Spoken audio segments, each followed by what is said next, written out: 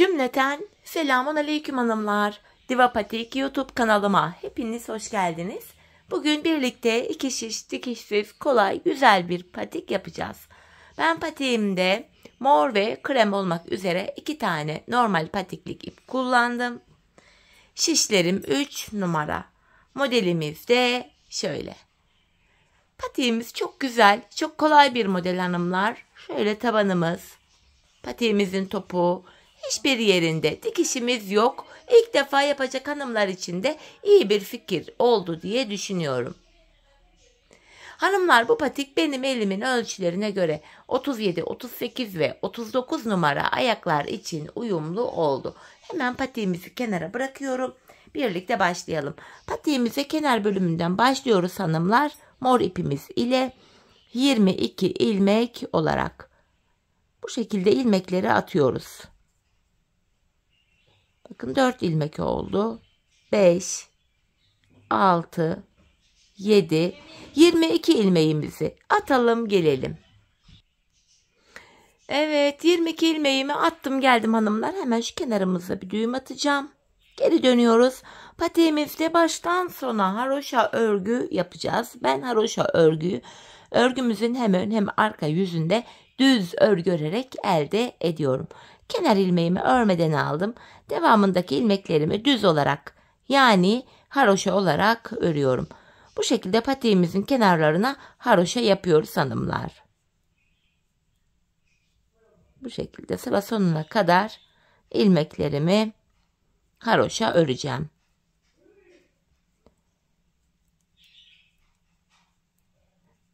Sonuncu ilmeğim kaldı. Onu da yine haroşa ördüm. Düz ördüm. Şimdi geri dönüyorum. Şimdi ön yüzdeyiz hanımlar. Ön yüzde olduğumuzu şöyle kabul ediyorum. Şu başlangıç ipimiz eğer ki sol taraftaysa ön yüzdeyiz demektir. Burada bakın bir diş haroşamız oluştu. Patiğimizin bu bölümünde yine haroşalarımıza devam edeceğiz hanımlar. Tekrar ön yüzdeyim. İlmeklerimi düz örüyorum. Ön yüzde ve arka yüzde ilmekleri düz örünce bir diş haroşa düşüyor.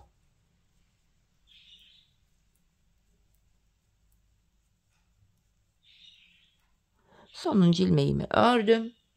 Geri dönüyorum. Arka yüzdeyim. Yine burada da kenar ilmeğimi aldım. İlmeklerimi yine düz olarak, yani haroşa olarak örüyorum. Ön yüze böylece 2 diş haroşa düşüyor bu sıramızda. Evet, sonuncu ilmeğimi de ördüm. Şimdi tekrar geri dönüyorum hanımlar. Yeniden ön yüzdeyiz. Bakın burada 2 diş haroşamız oluştu bile. Hemen sizlere patiğimizin bu aşamada en ölçüsünü vereceğim. Bakın bir uçtan bir uca 22 ilmek. Hanımlar 8,5 santim. Şöyle ölçtüğümüzde 8,5 santim.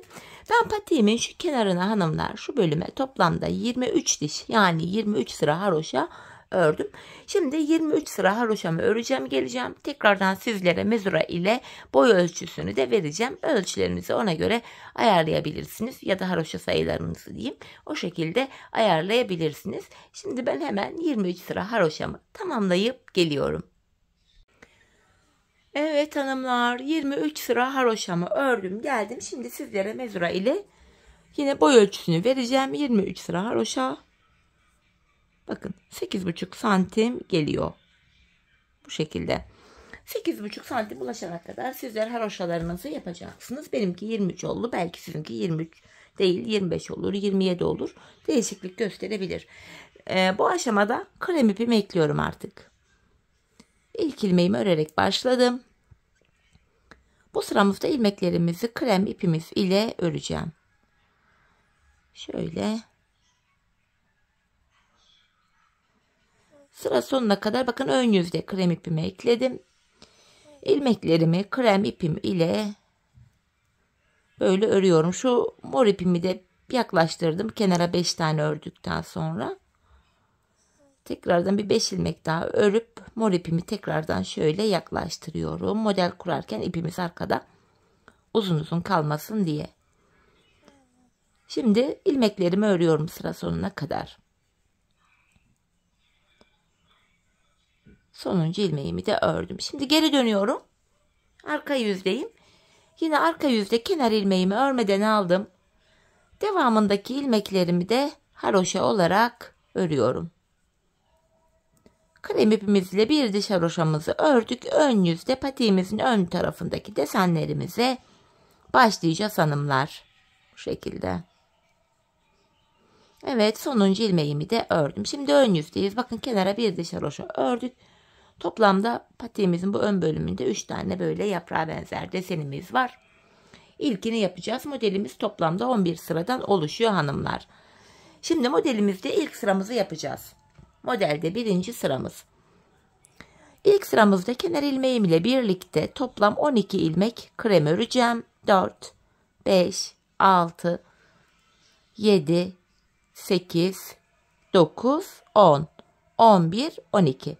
Ardından mor ipimi aldım. 8 ilmek de mor öreceğim. Modelde birinci sıramız, ön yüzde model kurulumunu yapıyoruz.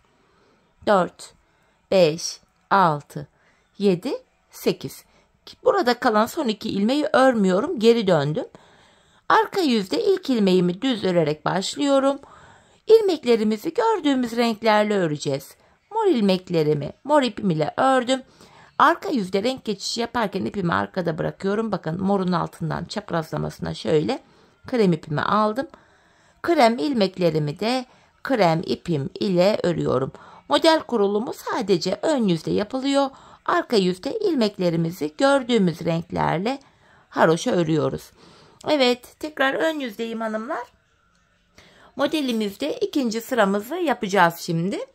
İkinci sıramızda 10 ilmek krem örüyorum. Kenar ilmeğim 1, 2, 3, 4, 5, 6, 7, 8, 9, 10. 10 tane krem ördüm. Şöyle mor ipimi yine bakın kremin altından çaprazlamasına geçirerek aldım. Buraya 2 tane mor, yanına 2 tane krem ve tekrardan mor ipimi aldım. 4 ilmek daha mor öreceğim. 1, 2, 3, 4. Burada kalan ilmekleri örmüyoruz artık. Geri döndüm. İlk ilmeğimi yine örerek başladım. Yine arka yüzde ilmeklerimi gördüğüm renklerle haroşa örüyorum. Arka yüzde modelin ikinci sırasını da bu şekilde örüyoruz. Yine 2 mor ilmeğimi mor ile ördüm. Mor ipimi arkada bırakıp kremimi aldım. Kalan ilmeklerimi de krem ipim ile örüyorum. Böylece ikinci sıramızı da tamamlamış olduk. Tekrar geri dönüyorum hanımlar. Ön yüzde modelde 3. sıradayız şimdi. 3. sıramızda 8 ilmek krem öreceğim. 8 krem. Kenar ilmeği 1, 2, 3, 4, 5, 6, 7, 8. Mor ipimi alıyorum. 2 tane mor. Kremimi aldım. 2 tane krem. Ve tekrar mor ipimi aldım. 4 tane mor örüyorum. 1, 2, 3, 4. Kalan ilmekleri örmüyorum. Geri döndüm. Yine arka yüzdeyim. İlmeklerimizi gördüğümüz renklerle haroşa örüyorum. Mor ilmeklerimi mor ipim ile, krem ilmeklerimi de krem ipim ile. Tekrar renk değiştirdim. 2 morumu mor ile örüyorum. Ve tekrar renk değiştirdim. Kalan ilmeklerimi de krem ipim ile örüyorum hanımlar. 3. sıramızı da böylece tamamlamış olduk. Şimdi geri dönüyorum hanımlar. Ön yüzdeyiz. Modelde 4. sıramız. 4. sıramızda kenar ilmeğim ile birlikte toplam 6 ilmek krem örüyorum. 2, 3, 4, 5, 6. Renk geçişi yaptım. Morumu aldım. 2 mor. Yanına 2 krem. 2 mor. Ve 2 ilmek daha krem örüyorum. 4. sıramız böyle. Ardından geri dönüyoruz. Yine arka yüzde krem ilmeklerimi krem ile örüyorum. Mor ilmeklerimi de mor ipim ile. Tekrar kremimi aldım. 2 krem. Tekrar morumu aldım. 2 mor. Yeniden kremimi alıyorum. ve kalan 6 ilmeğimi krem ipim ile örüyorum. 4. sıramızı bitirdik. Ön yüzdeyiz hanımlar. Şimdi de modelde 5. sıramızı yapacağız. 5. sıramızda kenar ilmeğim ile birlikte toplam 4 tane krem örüyorum. 3 ve 4. Ardından morumu aldım. 2 mor. Yanına 2 krem. 2 mor. 2 tane krem. Ve 3 tane mor örüyorum. 1, 2, 3. Bu şekilde. 5. sıramız böyleydi. Tekrar geri dönüyorum. Arka yüzdeyiz hanımlar. Yine arka yüzde ilmeklerimizi gördüğümüz renklerle öreceğiz. 5. sıramızın arka yüzde yapılışı da böyle. Mor ilmeklerimi mor ipim ile, krem ilmeklerimi de krem ipim ile örüyorum.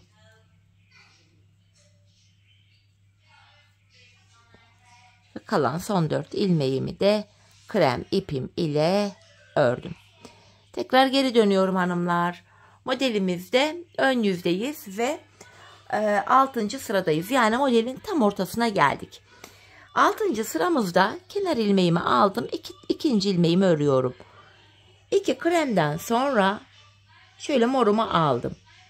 2 mor. 2 krem. 2 mor. 2 krem. 2 mor. Ve geride 10 tane ilmeğimiz kaldı hanımlar. Kalan 10 ilmeğimizin hepsini sıra sonuna kadar krem ipimiz ile örüyoruz. Modelde 6. sıramız böyle. Sonuncu ilmeğimi de ördüm. Bu şekilde hanımlar modelimizin ilk yarısını tamamlamış olduk. Tekrar geri dönüyorum. Arka yüzde yine model kurulumu yapmayacağız. İlmeklerimizi gördüğümüz renklerle haroşa öreceğiz. Renk geçişi yapıyorum. Kremimi, morumu aldım. 2 morumu mor ile. Tekrardan renk değiştirdim.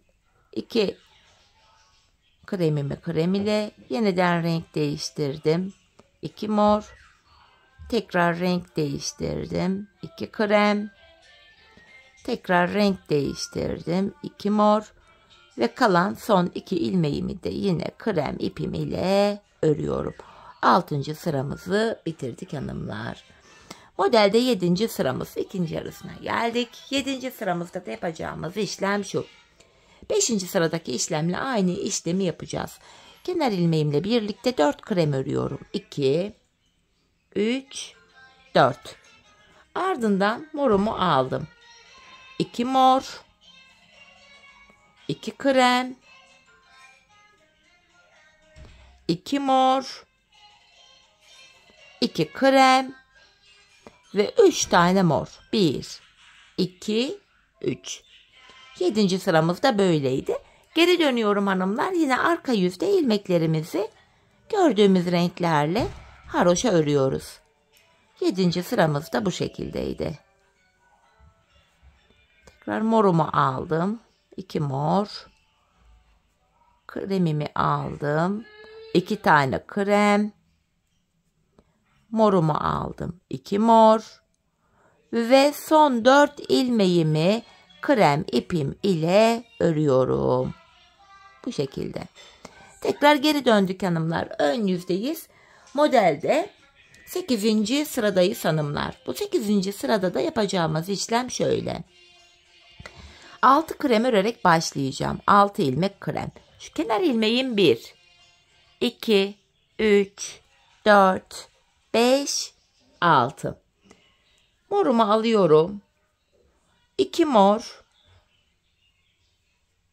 2 krem. 2 mor. Ve 2 tane daha krem örüyorum. Ardından geri dönüyorum. Yine arka yüzdeyiz. İlk ilmeğimi düz örerek başladım. Arka yüzde yine ilmeklerimi örüyorum. 2 mor. Kremimi aldım. 2 krem. 2 ilmek mor. Tekrar kremimi aldım ve kalan 6 ilmeğimi krem ile örüyorum. 8. sıramızı da bitirdik. Modelde ön yüzdeyiz. Şimdi de 9. sıramızı yapacağız hanımlar. 9. sıramızda 3. sıra ile aynı yapılacak. Bu sıramızda 8 ilmek krem öreceğim. 8 tane krem. Kenar ilmeğim 1, 2, 3, 4, 5, 6, 7 ve 8. 8 kremden sonra morumu alıyorum. 2 mor. 1, 2. 2 tane krem ve 4 ilmek mor örüyorum. 1, 2, 3, 4. Ardından yine geri döndük. Arka yüzdeyiz hanımlar. Yine arka yüzde ilmeklerimizi gördüğümüz renklerle örüyoruz. 8. sıramızı da bu şekilde, pardon kaçıncı sıramızdı? 1, 2, 3, 4, 5, 6, 7, 8, 9. sıramız. 9. sıramızı da arka yüzde bu şekilde örmüş olduk. 2 mor ve kalan 8 ilmeğimi krem ipim ile örüyorum. Sonuncu ilmeğimi de ördüm hanımlar. Tekrar geri döndüm. Ön yüzde modelde 10. sıradayız hanımlar. 10. sıramızda da 10 ilmek krem örerek başlıyorum. 1, 2, 3, 4, 5, 6, 7, 8, 9, 10. 10 tane kremimi ördüm. Ardından morumu alıyorum. 2 mor, 2 krem ve 4 tane mor örüyorum. 2, 3, 4. Yine geri dönüyoruz. Arka yüzdeyiz hanımlar. Arka yüzde yine ilmeklerimizi haroşa örüyoruz. Bu şekilde. Kremleri krem ile, mor ilmekleri de mor ile örüyoruz. Tekrardan bakın 2 tane morum var. 2 morumu mor ile örüyorum. Ve tekrar kremimi aldım. Kalan 10 ilmeğimi de krem ipim ile örüyorum hanımlar.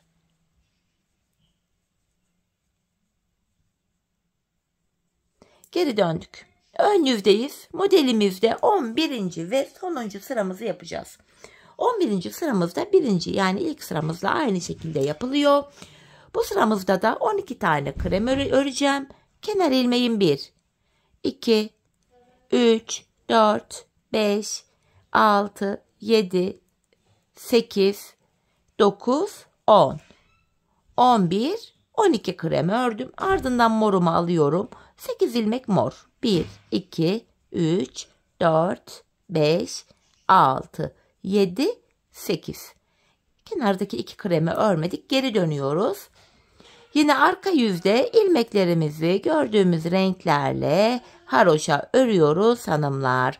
Böylece modelimizin ilk yaprağını, ilk dilimini bitirmiş olduk. 11 sıradan oluşan modelimiz bu şekildeydi. Yine kalan ilmeklerimi de krem ipim ile haroşa olarak örüyorum. Bu şekilde sonuncuyu da ördüm. Bakın hanımlar, ilk modelimizi bu şekilde tamamladık. Şimdi hanımlar model aralarında bakın hemen ilk modeli bitirdik. Krem ipimizle bir diş haroşamız var. Şimdi ilmeklerimizin tamamını sıra sonuna kadar krem ipimiz ile örelim ön yüzde. Arka yüzde de tekrar örelim. Ön yüzde buluşalım. Evet hanımlar, bir diş haroşamı ördüm geldim. Şimdi ikinci modelimize başlayacağız. Yani tam bu ortadakine. İlk modeli nasıl yaptıysak ikinciyi de aynı şekilde yapacağız. Aynı sayı, aynı sıra, hiçbir farkı yok. Kafanız karışmasın diye modelin ilk sırasını yine sizlerle birlikte yapacağım. Modelin ilk sırasında ne yapmıştık hanımlar? 12 ilmek krem örmüştük. Başlıyoruz şimdi modelde birinci sıramız. Kenar ilmeği 1, 2, 3, 4, 5, 6, 7, 8, 9, 10, 11, 12. Ardından morumu alıyorum. 8 ilmek mor öreceğim. 2, 3, 4, 5, 6, 7 ve 8. Geri dönüyoruz. Yine arka yüzde ilmeklerimizi gördüğümüz renklerle haroşa örüyoruz. Model bu şekilde devam edecek.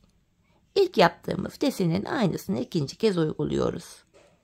Ve kalan ilmeklerimi de yine krem ipim ile örüyorum.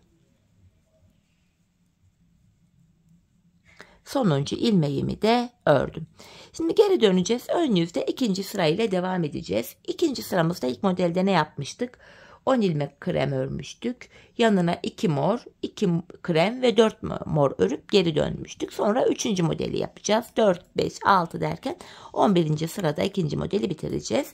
Aynı şekilde toplamda bakın 1, 2, 3 tane deseni yapacağız. Bu aşamada hanımlar kafanız karışacak olursa modelde İlk modele gelerek yani videoyu geri alarak ilk modelin sıralamalarını takip ederek ikinci modeli de yapabilirsiniz. İkinci modelin bitiminde yine bir diş haroşa öreceğiz araya krem ipimiz ile, ardından üçüncü modele başlayacağız. İlk modeli nasıl yaptıysak üçüncüyü de aynı şekilde yapacağız. Toplamda 3 tane aynı modelden yapacağız. Ve üçüncü modelden sonra da bakın ilk modele başlarken bir diş haroşa örmüştük krem ile. Üçüncü modelden sonra da yine krem ile bir diş haroşamızı öreceğiz. Patiğimizin bu bölümünü hanımlar tamamlayalım, gelelim, ardından buluşalım. Evet hanımlar, toplamda 3 tane modelimi yaptım ve geldim 3. modelimden sonra da krem ipim ile bir diş haroşamı ördüm. Patiğimizin bu ön bölümünü tamamladık. Diğer kenarına geçeceğiz. Diğer kenarda da yine mor ipimi kullanacağım. Şöyle mor ipimi yaklaştırıyorum. İlmeklerimi mor ipim ile öreceğim. Şu ikinci ilmeği de hemen ördükten sonra hanımlar artık krem ipimi de keseceğim. Çünkü krem ile işimiz kalmadı. Modelin devamında mor ipimizi kullanacağız. Kremimin ucunu şöyle düğümlüyorum buraya. Kremi de çekelim. İlmeklerimizi hepsini mor ipimizle öreceğiz. Şu mor arkadan uzattığımız ipin alttan bir üstten girerek öreceğim hanımlar. Mor ip arkada uzun uzun kalmasın diye şu şekilde. Yine şöyle alıyorum alttan. Bu şekilde mor ipimiz arkada. Bakın hemen göstereceğim. Uzun uzadıya kalmamış oluyor. Bakın şöyle. Şöyle. Devam ediyoruz. Sıra sonuna kadar ilmeklerimi mor ipim ile öreceğim. Artık diğer kenara geçtik. Mor ile haroşalara devam edeceğiz. Geri dönüyorum, arka yüzdeyim. Yine kenar ilmeğimi aldıktan sonra devamındaki ilmeklerimi de mor ile haroşa örüyorum. Hanımlar, diğer kenarı nasıl yaptıysak bu kenarı da aynı şekilde aynı sayılarla yapacağız. Sonuncu ilmeğimi de örüyorum. Şimdi geri döndük. Tekrar aynı şekilde haroşalara devam edeceğiz. Ben bu başlangıçtaki şu kenarımıza toplamda 23 sıra haroşa örmüştüm. Bu kenara da yine aynı şekilde 23 sıra haroşamı öreceğim. Sizler de bu kenara ne kadar ördüyseniz bu diğer kenara da aynı sayıda öreceksiniz. Şimdi patiğimizin diğer kenarını da tamamlayalım. Ardından buluşalım. Evet hanımlar, toplamda 23 diş haroşamı ördüm, geldim kenarımıza. Şimdi ilmeklerimizi keseceğiz artık. İkişer ikişer toplayarak kesme işlemini gerçekleştireceğim. Biraz gevşek bir kesim yapalım. Patiğimizin topuk kısmını yani arka kısmını örerken bu kesim yaptığımız kenar ilmek yerlerinden ilmekler çıkaracağız. İlmekleri kolay çıkartabilmek için gevşek bir kesim yapmamızda fayda var.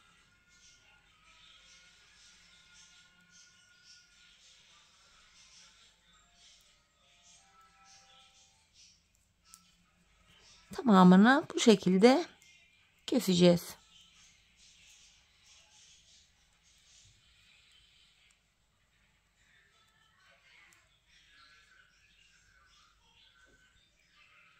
Son bir ilmeğim kaldı. Onu da kestim. Hemen şuraya 2 tane de zincir atıyorum ve ipimi kesiyorum. Patiğimizin üst bölümünü böylece tamamladık hanımlar. Şimdi tabanımızı yapacağız. Tabanımız için şöyle bir tık uzun şiş kullanacağım. Dileyen misinalı şiş de kullanabilir. Arkası kapalı olması önemli sadece. Şimdi ilk başlangıç yerlerine, pardon, bu yan kenar ilmek yerlerine girerek şu geniş olan yerden ilmekler çıkaracağım tabanım için. Öncelikle ilk ilmeğimi hemen şurada, bakın, ilk kenar ilmek yerine ilmeğin iki kanadına birden girerek çıkartıyorum. Sırasıyla kenar ilmek yerlerine ilmeğin iki kanadına birden girerek ilmek çıkarıyoruz hanımlar. Bakın, iki ilmeğimiz oldu. Hemen şuraya bir düğüm atacağım. Şöyle. Bu şekilde ilmekler çıkarmaya devam edeceğiz.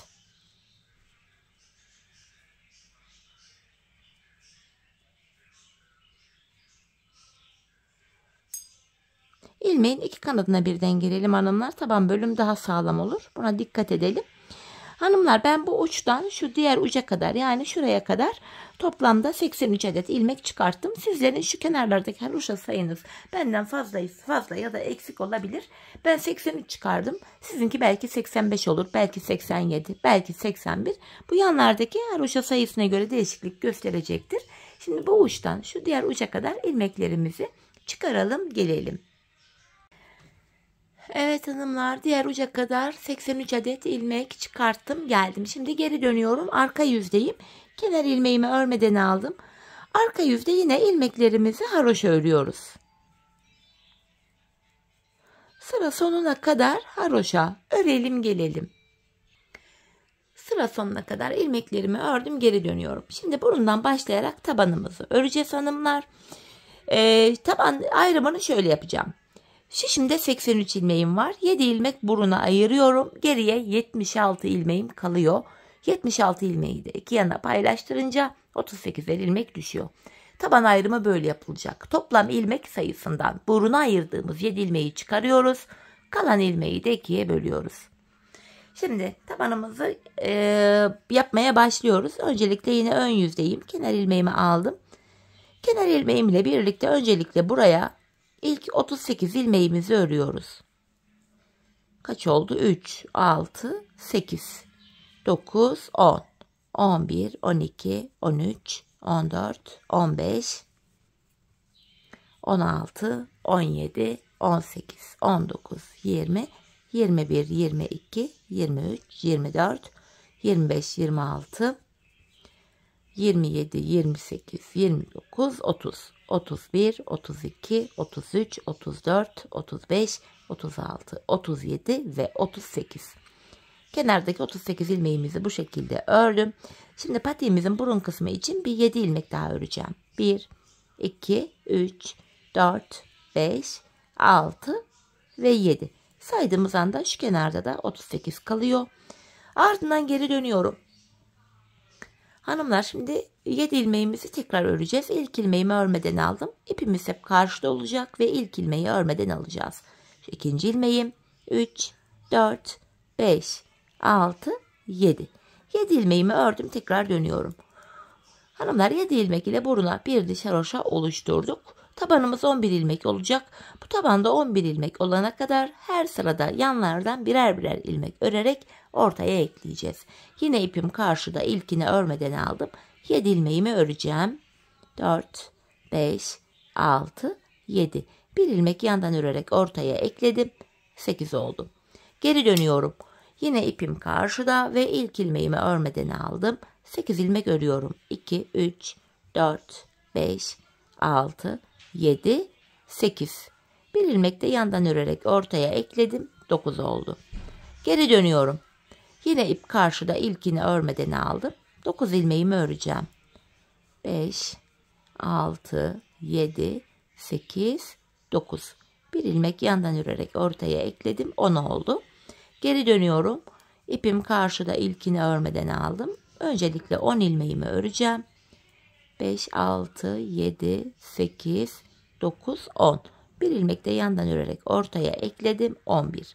Orta kısımda 11 ilmek oldu. Bu şekilde bakın, burun kısmında oval bir görüntü oluştu. Artık 11 ilmek ile taban kesimine başlayacağız. Tabanımızda 11 ilmek var. 10 ilmek öreceğiz. 11. de kesimi yapacağız. Yine ip karşıda, ilkini örmeden alıyoruz. 2, 3, 4, 5, 6, 7, 8, 9, 10 ilmek ördüm. 11. de yandan da bir ilmek alıp ikisini kesiyorum. Kesimden sonra geri döndük. Tekrar aynı işlemi yapacağız. İpim karşıda, ilkini örmeden aldım. 10 ilmek öreceğim. 5, 6, 7, 8, 9, 10. 11. de yandan da bir ilmek alıp ikisini kesiyorum. Tabanımız 11 ilmek ile bu şekilde kesiliyor. Her defasında 10 ilmek öreceğiz. 11. de kesimi yapacağız. 7, 8, 9, 10. 11. de yandan da bir ilmek alıp kesimimi yapıyorum. Tekrar geri döndüm. Yine ip karşıda, ilkini örmeden aldım. Tekrar 11 ilmek öreceğim. 5, 6, 7, 8, 9, 10. 10 ilmek ördüm. 11. de kesimimi yapıyorum. 11 ilmek ile böyle kesimler olacak. Her kesimde yanlardaki, şuralardaki ilmek sayıları da birer birer eksiliyor. Hanımlar, biz bu kesme işlemine sağ ve sol şişimizin kenarlarında, buralarda ikişer ilmek kalana kadar devam edeceğiz. Şimdi hep birlikte sağ ve sol tarafta ikişer ilmek kalana kadar patiğimizin tabanını örelim gelelim. Evet hanımlar, patiğimizin tabanını ördüm ve geldim. Yanlarda bakın ikişer tane ilmeğim kaldı. Tekrar kesimler yapmaya devam edeceğiz burada. Yine ipim karşıda, ilk ilmeği örmeden aldım. Tekrar son ilk 10 ilmeğimi öreceğim. 6, 7, 8, 9, 10. 11. de yine yandan da ilmek alıp kesiyorum. Şu kenarda bakın bir ilmek kaldı. Şimdi geri döndüm. İpim karşıda, ilkini örmeden aldım. Şimdi burada da bir kesim yapacağım. Öndeki 2 ilmeğimi kesiyorum. Şimdi şu kenardaki son 2 ilmek hariç tabanda son 3 kalana kadar öreceğim. Diğer kenardan da kesim yapacağım. Bakın son 3 ilmek kaldı. Öndeki 2 ilmeği kesiyorum. Sonuncu ilmeği örerken yandan da bir ilmek alıp ikisini kestim. Geri dönüyorum. Kenarlarda birer ilmeğimiz kaldı. Yine ipim karşıda, ilkini örmeden aldım. Artık burada son 2 kalana kadar öreceğim.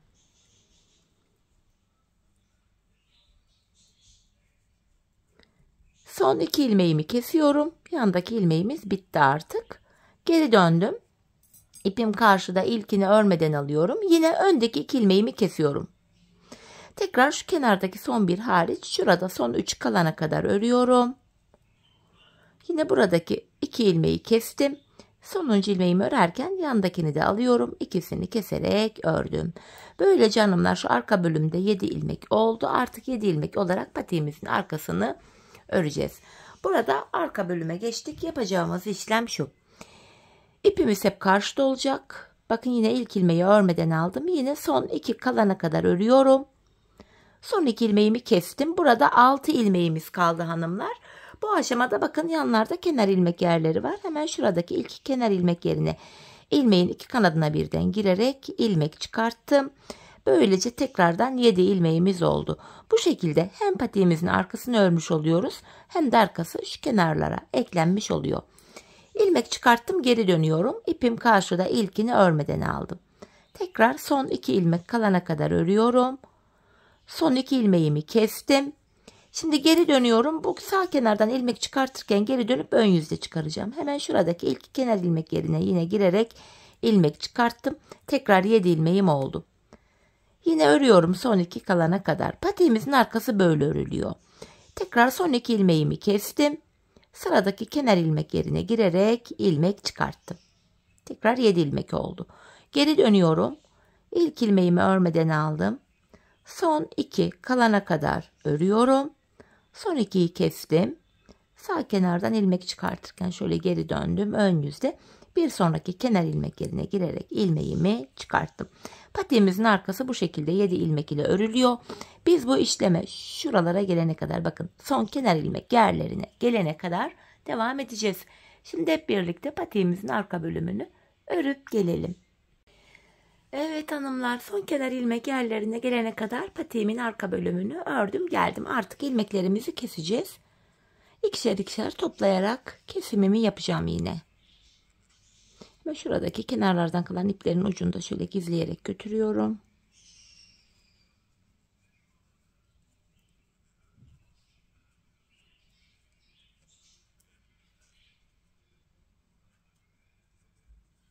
Son bir ilmeğim kaldı. Onu da kestim. Burada kenarda tümsek bir görüntü oluşmasın diye şöyle tığım ile dibine batarak burayı şöyle bir düzlüyorum önce. Bir de patiğimizin kenarına tek sıradan oluşan bir kenar oyası yaptım. Daha sıkı, daha dik dursun diye. Hemen yapılışını da göstereyim hanımlar. Bu aşamada şöyle ipimi tığıma doluyorum. Hemen öndeki kenar ilmek yerine ilmeğin iki kanadına birden batarak ilmek çıkartıp tığımdaki ilmekleri topluyorum. İpimi tığıma doladım. Sıradaki kenar ilmek yerine girip ilmek çıkarttım. Tığımdaki ilmeklerimi topluyorum. Kenar oyamızı bu şekilde yapıyoruz hanımlar. Şöyle. İpimizi tığımıza doluyoruz. Sıradaki kenar ilmek yerine ilmeğin iki kanadına birden giriyoruz ve tığımızdaki 3 ilmeğin 3'ünü birden topluyoruz. Kenar oyamız bu şekilde yapılıyor. Şimdi patiğimizin çevresini şu ilk başladığımız yere kadar bu şekilde tamamlayalım gelelim. Evet, ilk başladığım yere kadar kenar oyamı yaptım geldim. En son şuraya da bir tane zincir çekip ipimizi kesiyorum. Hemen ipimizin ucunu gizleyelim, patiğimize bakalım. Şu arka ilmek aralarına şuralara girerek ipimin ucunu gizleyeceğim. Hani ayağı giydikten sonra ip dışarı çıkmasın. Çirkin bir görüntü oluşur. Şöyle ipimizin ucunu gizledik. Evet hanımlar, patiğimizi tamamladık. Bakın görüntü itibariyle patiğimiz şöyle. Bakın model bu. Hemen manken ayağıma giydireyim. Ayaktaki duruşuna da birlikte bakalım. Çok güzel, kolay, şık bir patikti hanımlar. Çok da kullanışlı bir model. Ben çok beğenerek, çok severek yaptım. Umarım sizler de patiğinizi benimle birlikte beğenerek, severek yaparsınız. Yapacak olanlara da şimdiden kolay gelsin diyorum. Evet, patiğimizin ayaktaki duruşu da şöyle. Bakın. Ayağı saran çok güzel bir model oldu. Dikişsiz olması itibariyle de gayet rahat. Ayağı rahatsız etmiyor. Çok da kullanışlı. Evet hanımlar, yine birlikte bir modelin daha sonuna geldik. Umarım sizlere faydalı, hoş bir video olmuştur. Yeni modellerde, yeni videolarda buluşmak dileğiyle. Şimdilik hoşça kalın, sağlıcakla kalın.